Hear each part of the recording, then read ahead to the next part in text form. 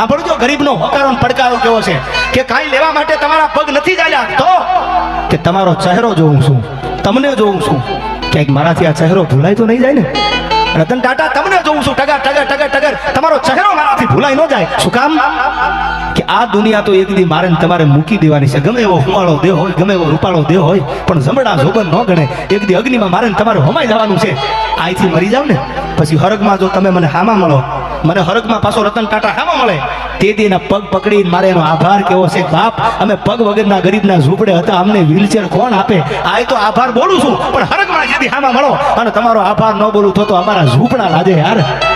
આ બોલજો, આ જવાબ હતો. અને આ જવાબ રતન ટાટાએ સાંભળ્યું અને સાહેબ આંખમાંથી આંખોડા પડી ગયા અને આ દુનિયાનો ધનાઢ્યમાં ઢીચણિયા થઈ અને ગરીબના બાળકના ખંભે માથું મૂકીને રોયો છે. અને એને એના ભાઈબંધે એટલું કીધું કે આજ સુધી રૂપિયા કમાણો, સંપત્તિ કમાણો, કરોડો કમાણો, બિઝનેસ ધંધા બધું કર્યું, પણ લાખ લાખ સલામ છે